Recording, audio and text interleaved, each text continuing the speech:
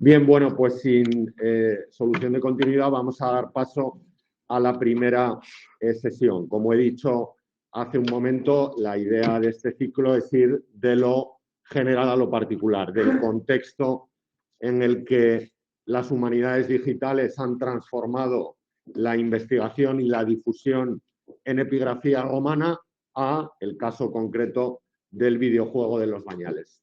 Y es un placer presentar a la profesora Milagros Navarro Caballero, que procede además de la misma escuela de formación de investigadores en antigüedad de la que procedo yo, que es la Universidad de Zaragoza, donde se formó de la mano del profesor Manuel Martín Bueno, que también ha estado en esta sede y en los Bañales en varias ocasiones. Ya desde su tesis doctoral, centrada en el fenómeno del evergetismo en la Tarraconense, se ha mostrado especialmente interesada por las élites urbanas, por la vida urbana y por la fuente de información que mejor puede aportar conocimiento sobre esas dos líneas, que son las inscripciones, la epigrafía. Decía yo el jueves, cuando la presenté en una conferencia en el Diploma de Arqueología de la Universidad de Navarra, que me llenaba de alegría presentar a una epigrafista de verdad, porque creo que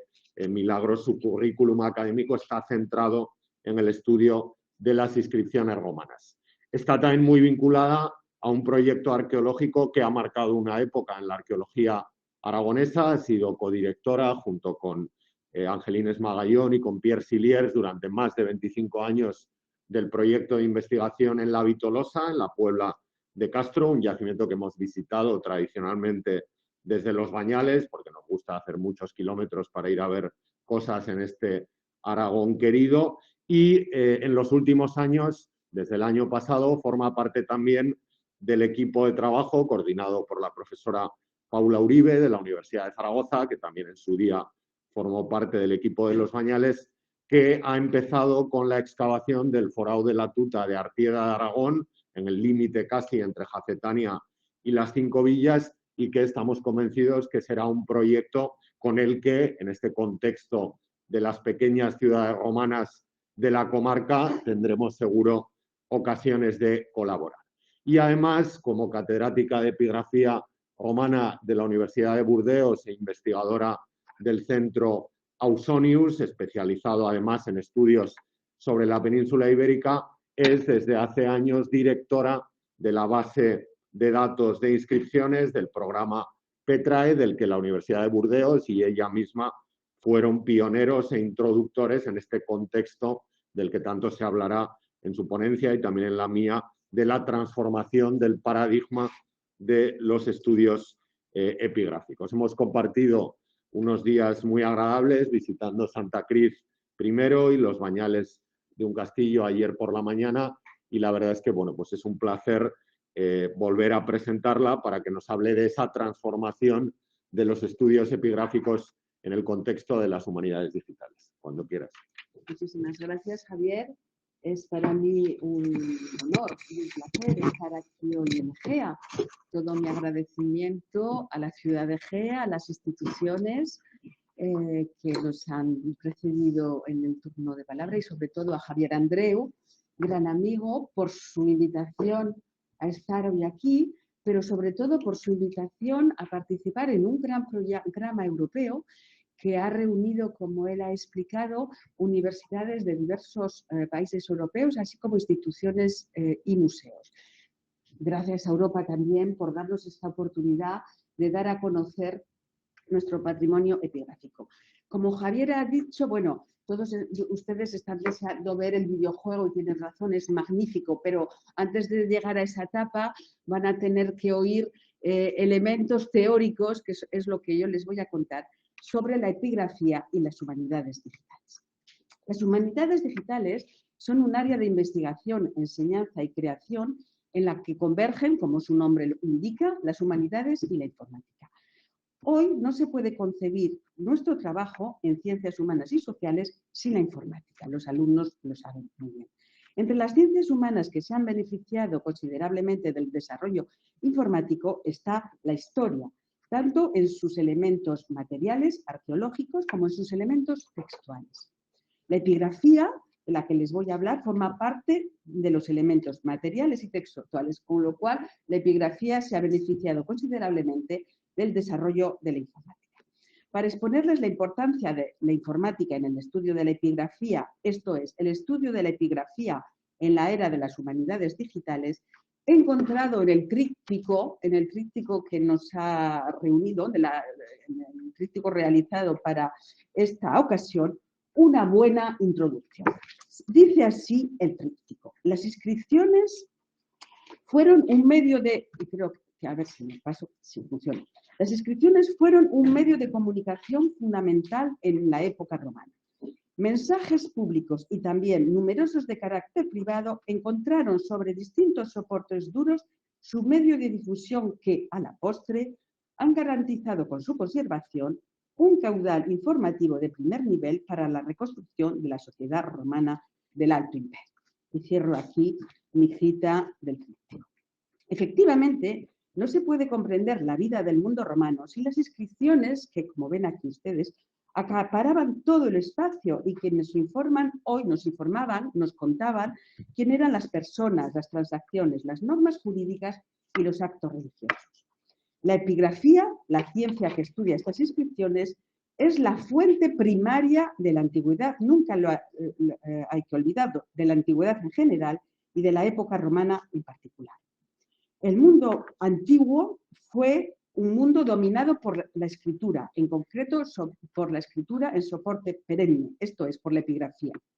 Desde el artículo fundador de Ramsay MacMillan, llamamos epigraphic habit a la práctica epigráfica romana que consistió en grabar en piedra o en bronce, como un anuncio para la eternidad, casi todos los aspectos de la vida, tales como la identidad de las personas. Los textos epigráficos fueron hitos memoriales a cielo abierto. Son, esto es muy importante, nuestros archivos imputrescibles para la vida de época romana. Ante la desaparición de los archivos, pero han desaparecido, las inscripciones romanas son nuestros archivos de la civilización romana. Su conocimiento es, por tanto, fundamental. No podemos hacer historia romana sin estudiar las inscripciones. Algunas cifras para que ustedes comprendan. En el mundo romano se conocen aproximadamente, redondeando, 400.000 inscripciones en soporte duro, de las cuales 25.000 han sido halladas en la península ibérica, algunas de los cuales y algunas fundamentales en esta tierra. Y se calcula que esas 400.000 inscripciones solo son un 4% de las que realmente existieron, para que se den ustedes cuenta de la magnitud que tenía, de la importancia que tenía la epigrafía en el mundo romano. Dada su importancia, dada que no se podía comprender la historia romana sin comprender las inscripciones y conocerlas, desde muy pronto, ¿qué quisieron los sabios? Los sabios lo que quisieron es recopilar esas inscripciones. Cuantas más inscripciones se conocían, más se conocía de la civilización romana. Entonces, dada esta importancia, esa recopilación epigráfica comenzó muy pronto. Algunos datos para que ustedes comprendan. El primer documento que presentan textos inscritos de la antigüedad es un manuscrito que se llama Aesidelnensis, que apareció del siglo IX y que apareció en un monasterio suizo. Pero debemos a un revolucionario italiano, un político italiano, Accola di Renzo, que en el siglo XIV, para luchar contra el poder del Papa y con determinados problemas que tenía la ciudad de Roma, utilizó las inscripciones romanas para destacar la importancia de la ciudad de Roma, la ciudad eterna. Y a partir de ahí se empezaron a recoger inscripciones. Ven ustedes ahí algunos elementos, relaciones de compendios epigráficos manuscritos en el 15, ya editados en el 16. El primer documento impreso que presenta textos inscritos de la antigüedad fuera de Italia, porque todo esto empezó en Italia, es lo tienen ustedes en pantalla, y es el firmado por Appianus y Amantius y fue editado en la Universidad de Ingolstadt. Siguieron a este primer libro con inscripciones de todo el imperio, no con todas, con algunas inscripciones del imperio, Siguieron otros que pretendían recopilar todas las inscripciones que iban apareciendo, y esto es importante, las inscripciones estaban clasificadas por su contenido, si eran religiosas, públicas, funerarias, etc. Habrá que llegar hasta el siglo XIX para surgir los, llamamos corpus a un libro que edita inscripciones. Cuando aparece un convenio de inscripciones se llama un corpus. Y entonces estos corpora, los realizados con garantías científicas, aparecen en el siglo XIX. ¿Y qué son las características científicas? Esto es importante para los alumnos que están hoy con nosotros. Pues la comprobación directa de los datos y, sobre todo, una clasificación geográfica. Pasamos de unos libros que clasificaban por temas, la religión, lo funerario, etcétera, a una epigrafía que será geográfica, por zonas. Todo esto aparece en la gran obra epigráfica por excelencia que se llama el Corpus Inscriptionum Latinarum, que fue dirigido por este personaje que tienen ustedes fotografiado, que se llamó Theodor Mommsen, gran historiador, el gran historiador que recibió por esta obra el premio Nobel en 1902. Se trata de la compilación global de todas las inscripciones romanas del imperio, clasificadas de forma geográfica y a continuación temática. Pero como vengo de Burdeos, aunque sea de Teruel, me siento obligada a contarles que la iniciativa de dicho corpus fue francesa. En efecto, en 1843, el ministro de Instrucción Pública creó una comisión para hacer el CIL, y aquella comisión fue promovida por Prosper Mérimée, que conocen todos como el autor de Carmen. Era además el conservador de las antigüedades nacionales francesas y él fue el que promovió la creación de este corpus. El proyecto no tuvo lugar, pues hubo un escándalo moral en torno del ministro. Los profesores franceses, como buenos latinos, riñeron para saber quién tenía que hacer qué, y el proyecto francés desapareció, pero tuvo al menos la iniciativa de crear la clasificación geográfica. La Academia de Prusia, con Mommsen, retomó el proyecto y realizó el CIL que conocemos. Las numerosas guerras que hubo a finales del XIX y en el XX entre primero Francia y Prusia y luego Alemania no favorecieron la colaboración entre las dos potencias epigráficas, que eran Francia y Alemania. Por eso, tras la Primera Guerra Mundial, la Unión Académica Internacional, de la cual tienen ustedes ahí los sabios del mundo reunidos en una academia internacional, estos sabios propusieron rehacer nuevas compilaciones epigráficas, porque es que si no, no podíamos seguir haciendo historia. Y entonces la Unión Académica propuso dos soluciones, o continuar el CIL, seguir haciendo CIL, Corpus Inscriptionum Latinarum, o hacer corpus locales, es decir, libros que reunieran todas las inscripciones de un lugar.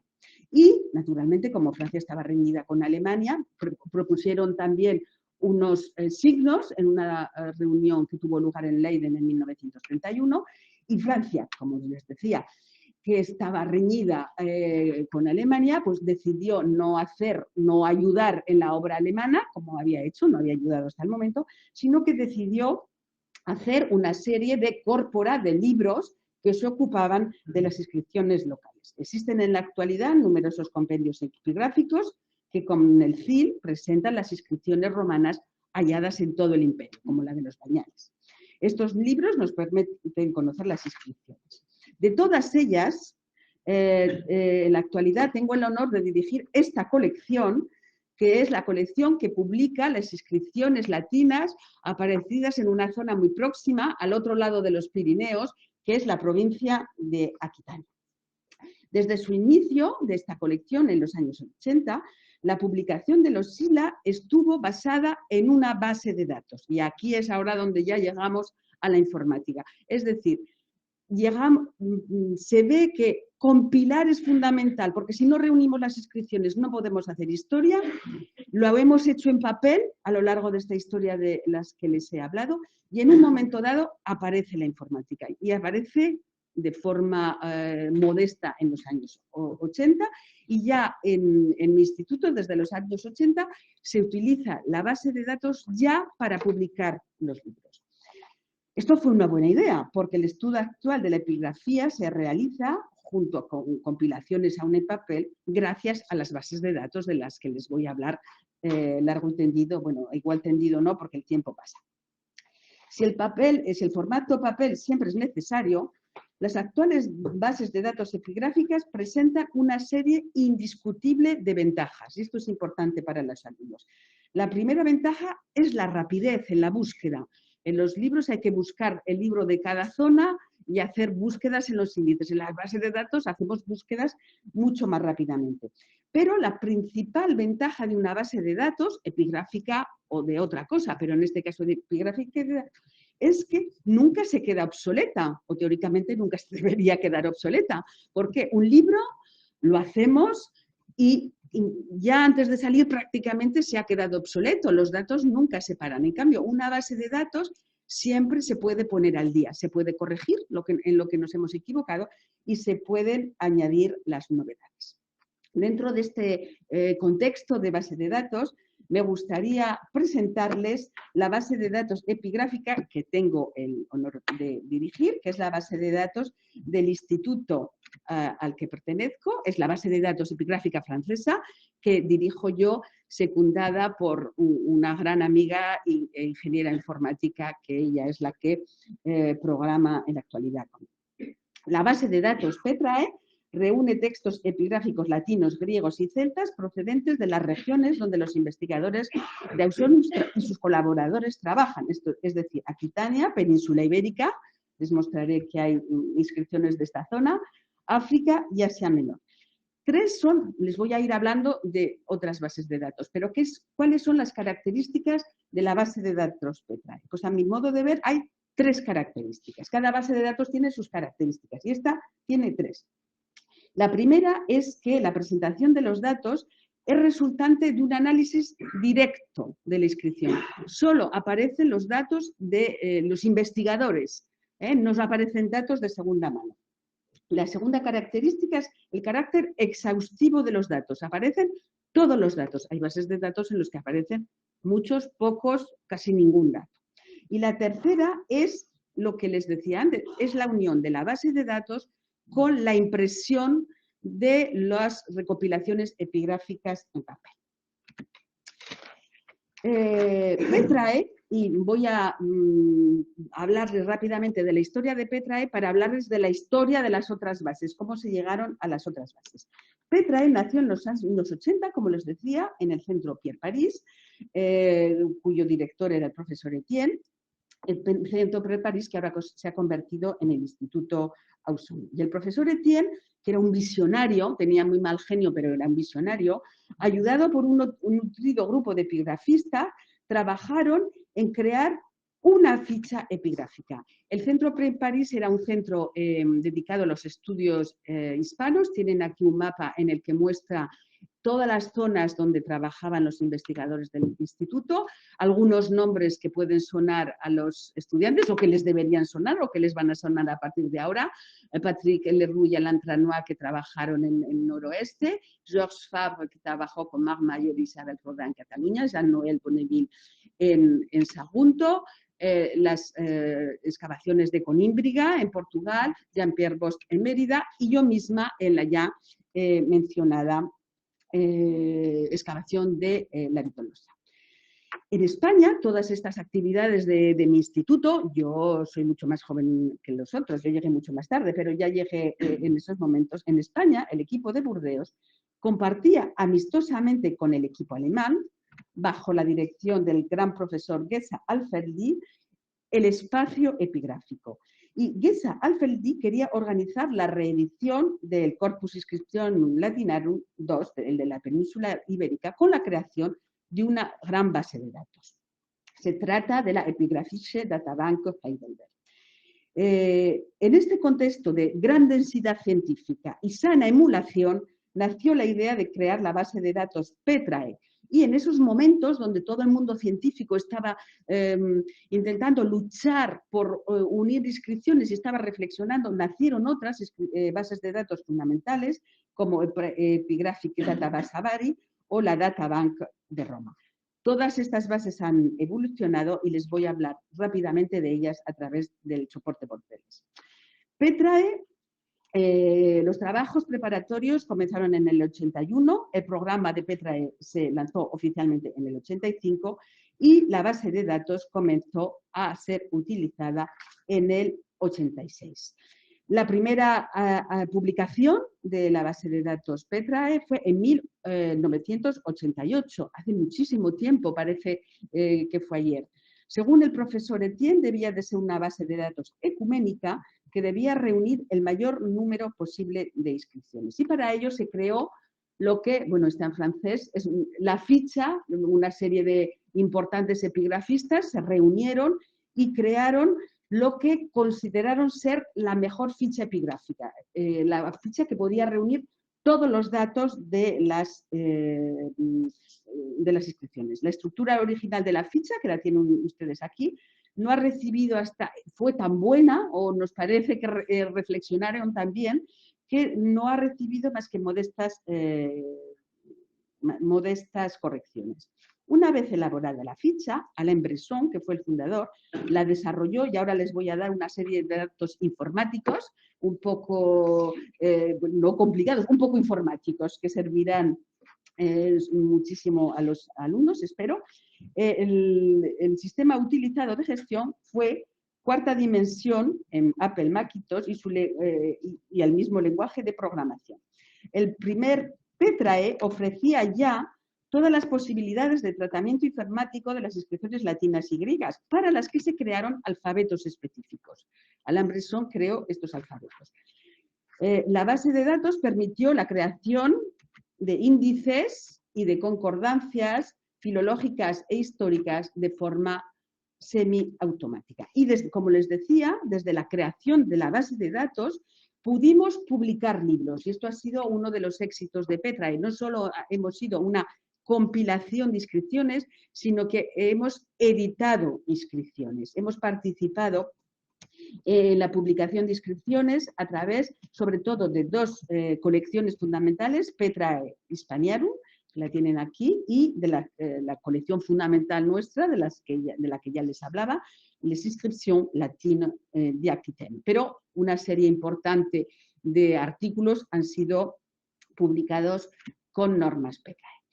En el 2008, tras unos años de inactividad por problemas técnicos, Nathalie Prévost, cuya fotografía les mostraba al inicio, recuperó los datos, y ahora sí les voy a dar una serie de datos que ella me ha dado informáticos, pero importantes. Desarrolló una versión web de Petrae.2 en PHP y MySQL para reproducir la interfaz de Petrae. En la última versión de la base de datos, que es la que actualmente pueden ustedes consultar en la red, Petrae 3.0, creada en el 2002, se utiliza, es muy importante, se utiliza para estandarizar la codificación, se utilizan las normas del Consorcio Text Encoding Initiative, la TI, muy importante. Bueno, esta es la nueva Petrae.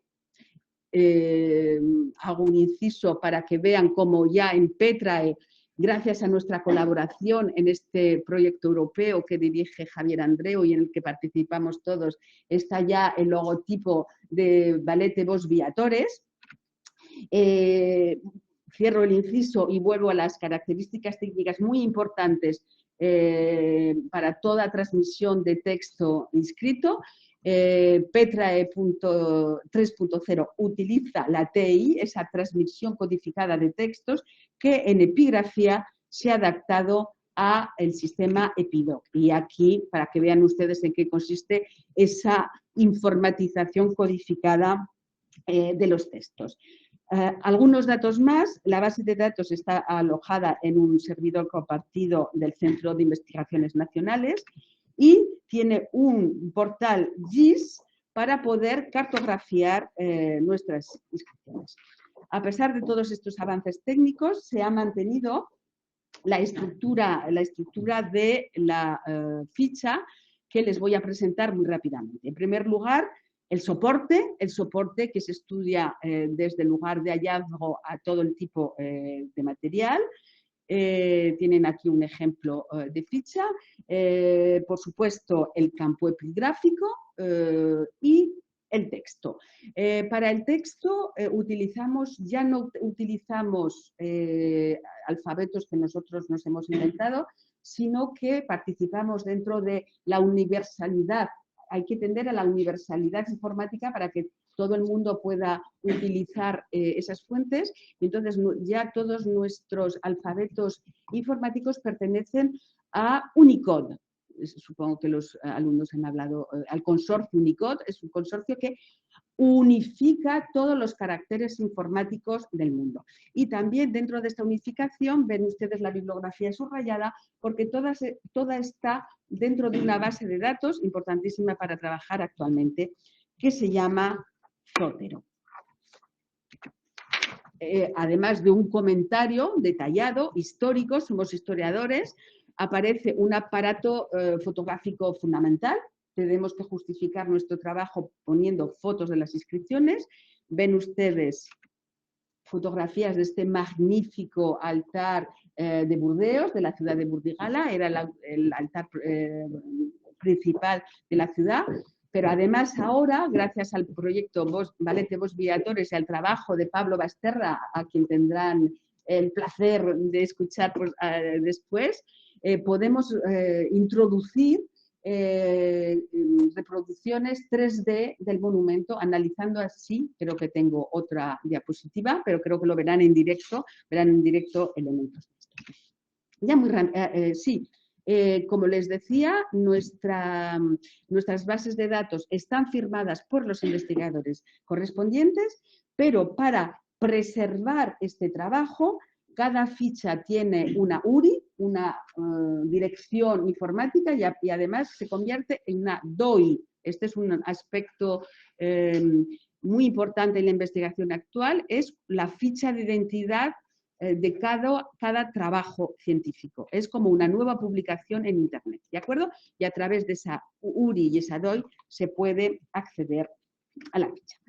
Bueno, he aquí Petrae, pero Petrae no está sola. Petrae está ligada a toda... sí, muy importante. Les quería enseñar las inscripciones que tenemos en Petrae actualmente, que se pueden consultar. Y en Hispania hay una serie de inscripciones hispanas, muchas de las cuales son de Aragón, puesto que las he hecho yo, y por supuesto conciernen a la tierra aragonesa, a Teruel, donde yo nací, Muel, La Vitolosa, Bilbilis, inscripciones galas, y vuelvo aquí a los link data. Existe actualmente en la investigación epigráfica, como en toda la investigación, un deseo de universalidad. Les he enseñado cómo los diversos centros de investigación lucharon, yo era joven, en los años 80, para cada uno tener su propia base de datos. Ahora lo que intentamos es unificar datos, los link data, que el esfuerzo y la comunicación pase a todos. Cuando uno haga una búsqueda, se puedan unificar y reunir todas esas bases de datos. ¿De acuerdo? Entonces hay dos elementos de unificación en epigrafía muy importantes, que son Trismegistos. Es una base que está en Lovaina, en Bélgica, y que permite reunir todas las referencias. Tienen aquí, les he puesto esas flechitas para demostrarles cómo a partir de Trismegistos se puede acceder a Petrae. Pero existe una base, que es la Databank Klaus Slavi, realizada precisamente en la Universidad de Ingolstadt, la primera que publicó un corpus epigráfico, o sea que tienen una tradición importante al respecto. Esta base de datos es la más importante en epigrafía desde el punto de vista numérico, puesto que tiene todas las inscripciones del Imperio Romano. Además, como mete las pequeñitas y grafitos, tiene 500.000. Pero, a pesar de que se puede consultar en muchas lenguas, es una base muy pequeñita y de segunda mano. Solo se pueden hacer búsquedas importantes, pero los datos que proporciona esta base son muy pocos. Es decir, se puede empezar por esta base, pero hay que ir a otras bases y a otros libros. Y a partir de esta gran base, la Databank Klaus Slavi, Klaus es el profesor que la creó y Slavi el informático que la creó, bueno, pues ven ustedes ahí Petrae, otras bases de datos, se puede acceder a otras bases. Es decir, es data link. Los datos ligados a través de una base se puede ir a otra. Existe algo más importante que es Eagle Europeana, que es una federación de base de datos. Ven ustedes esa tendencia que hemos tenido hacia la uniformidad y hacia el trabajo en conjunto. Se trata del portal de la Biblioteca Digital de la Comisión Europea. Y en esta federación de base de datos tuvo lugar gracias a la iniciativa de nuestra Asociación Internacional de Epigrafía, que creó un programa que se llamó Eagle, programa, bueno, paso deprisa estas diapositivas, programa que ya intentó reunir en un primer lugar estas 4 bases de datos, que eran las más importantes en aquellos momentos, entre ellas una hispana que es Hispania Epigráfica, de las que les voy a hablar.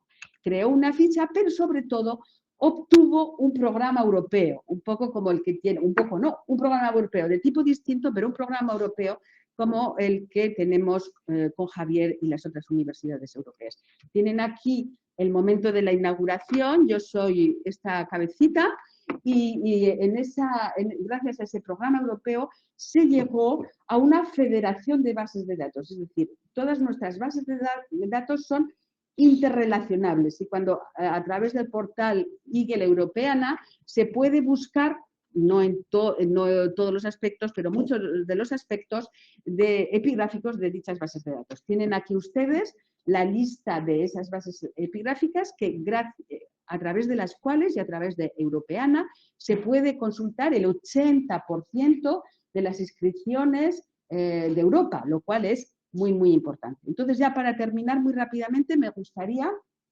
presentarles alguna de ellas, la más importante, la que fue más importante, la base de datos de Heidelberg, aquella creada por el profesor Alfeldi, de la que les hablaba en un principio. Es una base que se puede consultar en alemán o en inglés, dirigida en la actualidad por el doctor Bichel, y que tiene un módulo de consulta y de metadata muy importante. Los metadatas son cada uno de los elementos informativos que se puede poner en una base. Es una base excelente, pero una base que desgraciadamente no presenta siempre todas las rúbricas y toda la información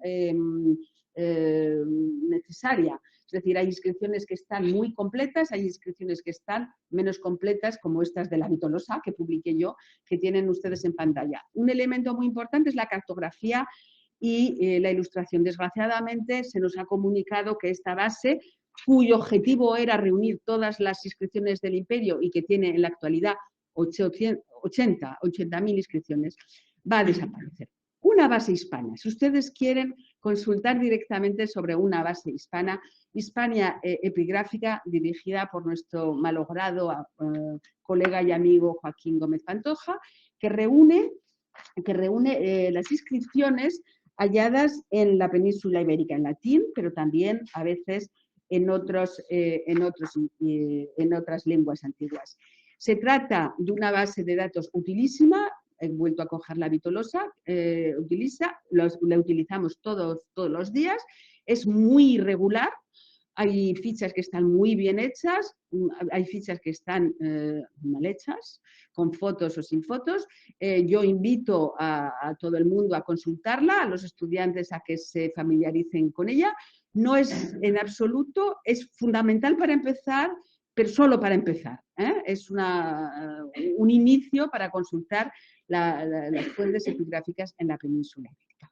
Tal vez la mejor base de datos actuales, al menos por la cantidad, es la Epigraphic Database de Roma, creada por el profesor Pancheira, que salió a la luz en el 2002 y que pretende, bajo la dirección de Silvia Orlandi, pretende reunir todas las inscripciones de Roma y de Italia. Es un proyecto llevado desde la Sapienza, desde Roma, pero para el cual la profesora Orlandi ha encontrado colaboraciones en toda Italia, porque si no sería absolutamente imposible para ella. En la actualidad creo que he traído algún ejemplo, tienen una interfaz en italiano y en inglés. Es una base en la que los metadatas son completísimos.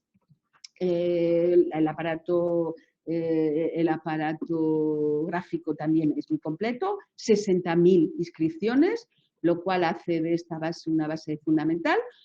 Por criticar un poquito, simplemente decir que no hay comentario histórico en las inscripciones. Todos los datos están muy bien. Nosotros en Petrae, que tenemos un número mucho más modesto, pero bueno, aportamos un dato, un comentario y tal vez no estén no sé si está, sí, en Epidoc creo que ya está, no está en Sotero. Última base, la Epigraphic Database de Bari, que pretende reunir los textos cristianos de Roma y que salió a la red en el 2004 trabajando en estos aspectos cristianos. Estas son las bases de datos fundamentales que les invito a consultar, aunque solo fuera por curiosidad, a los alumnos por necesidad. Vuelvo aquí a la lista de aquellas bases que participan en la base europea. Las que les he hablado son bases puramente epigráficas. Existen otras que tienen también epigrafía, como Aracne o Ubi Erat Lupa, muy interesantes, pero que no son solo epigráficas. Les pueden presentar también otros elementos fundamentalmente iconográficos. Tienen aquí existe vida fuera de europea, ¿no? Existen otras bases de datos mucho menos conocidas, mucho menos interoperables, pero les pongo aquí en la diapositiva. Y ya para concluir, he ido rápido porque se nos echaba el tiempo encima. Para concluir este panorama, hay que volver a nuestro punto de partida, las inscripciones, la única fuente escrita directa del mundo romano, y hay que insistir en ello. Su compilación es fundamental en el desarrollo de la historia, y en este registro y estudio, las humanidades digitales aportan elementos fundamentales, rápidos y en continua renovación. Es en este ámbito en el que se sitúa nuestro trabajo, tales como la base de datos Petrae y el programa Valete Vos Viatores, que no solo contribuyen al mejor conocimiento de la historia social, sino que aseguran sus futuros estudios. Muchas gracias.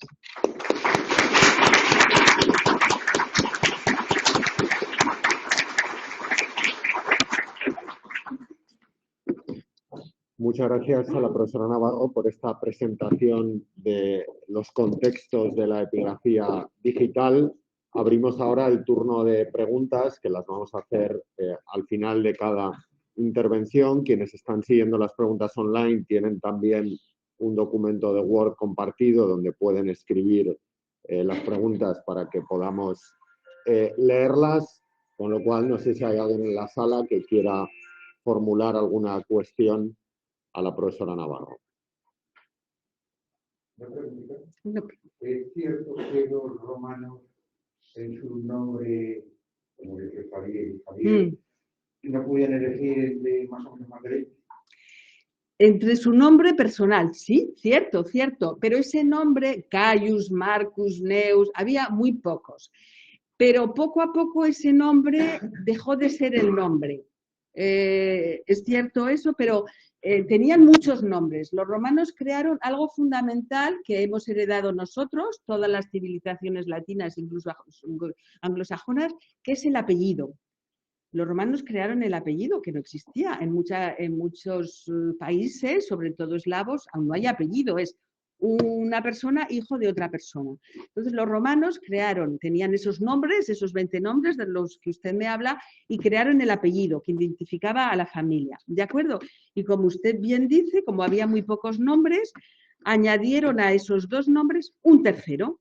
Y entonces, por ejemplo, era Caius Julius Caesar. Y entonces, ¿cómo lo conocemos? No lo conocemos por Cayo, lo conocemos por César. ¿Me explico? Ese tercer nombre, que era como un poco el apodo de los pueblos, si ustedes quieren decir el calvo, el gordo, el flaco, bueno, pues ese tercer nombre es el que poco a poco se convirtió en el nombre de uso, como la gente llamaba al otro. ¿De acuerdo? Pero en su origen los nombres Pili solo había unos 25. Yo una curiosidad, ¿has dicho que la base más extensa de datos Sí. estaba a punto de desaparecer? No la más extensa es esa que tiene todo, pero lo tiene de forma floja. Y una de las más importantes, porque cuando nació Petrae había una cierta rivalidad entre la base francesa y la base alemana, que ahora ya espero haberles demostrado que Europa ha unificado los espíritus y las iniciativas intelectuales. Pero la base alemana, que es tecnológicamente una de las más interesantes, la universidad que la alberga, que es la Universidad de Heidelberg, al parecer nos han comunicado que no quiere invertir más en ella, lo cual nos parece una aberración, pero nosotros no trabajamos en la Universidad de Heidelberg, nosotros que trabajamos en lo contrario, en la participación en las humanidades digitales, en la aportación de más elementos, tanto epigráficos como tridimensionales de epigrafía, etcétera, sí, va a desaparecer. Son cosas curiosas de la ciencia. La ciencia a veces deberíamos ser razonables y actuamos con el corazón. Y los equipos que trabajan, por ejemplo, en los balnearios, toda esa epigrafía, ¿a qué se incorpora? ¿A qué base de datos? Se incorpora Hispania Epigráfica. Luego en mi intervención haré alguna alusión. Está ya en varias. Está en Klaus Slavi, está en Hispania Epigráfica Online y yo creo que ya. Yo precisamente quería hacer una reflexión al hilo de lo que apuntabas. Claro, en estos proyectos en general relacionados con la investigación histórica y académicos en general, yo creo que hay un componente que es muy bueno para el arranque y el mantenimiento de los proyectos, que es que acaban siendo proyectos marcados por un liderazgo personal de alguien que se empeña y se implica. Y claro, lo que nos falta es cómo generar esa continuidad para cuando ese alguien se cansa, o como pasó con Joaquín Gómez Pantoja, pues fallece o encuentra satisfacción en otro proyecto distinto y ese que inició pues ya no le quiere dar continuidad, pues bueno, cómo ser capaces de mantener esos proyectos. Realmente sería una pena que EDH, la base de datos de Heidelberg, por la que ha pasado un montón de gente colaborando y trabajando, haciendo fichas y muchísimos estudiantes, incluso de Estados Unidos. Yo he visto ahí en Heidelberg haciendo fichas para EDH, que fue una de las pioneras y que estaban muy empeñados en incorporar fotografías y en enriquecerla también con elementos y soportes innovadores, pues bueno, desaparezca por un desacuerdo entre varios miembros del equipo y sobre todo por un cambio de interés del catedrático que presidía la investigación. Yo creo que un reto que tenemos para el futuro es fomentar esas colaboraciones, esas redes de bases de datos que se hicieron muy bien con Europeana y con Eagle, y tratar de conseguir que estos proyectos, todos, también los arqueológicos, de largo recorrido e investigación, no dependan tanto del liderazgo de una persona, ¿no? Que estén más unidos al respaldo institucional y que no dependan, pues bueno, del ritmo que imprime alguien que puede tener mucha voluntad, pero que en un momento determinado, pues bueno, puede ser que ya no esté o que sencillamente considere que su contribución a ese proyecto ha terminado, ¿no? Yo daría las gracias a Europa, porque esas federaciones de bases de datos, como nuestro proyecto, ya lo he dicho antes, se hacían gracias al espíritu europeo. Cuando yo era estudiante era una lucha entre las universidades y los países. Ahora, al contrario, bueno, puede desaparecer esa base, pero sobreviviremos porque existe ese espíritu de colaboración europea y de interoperabilidad y de datos ligados. Creo que es muy importante y nos ayuda el espíritu europeo y las ayudas económicas europeas. Nos permiten realizar ese tipo de acciones. ¿Alguna pregunta más? Bien, pues muchas gracias, Milagros, y voy a pasar yo a sentarme en su silla para dictar mi conferencia.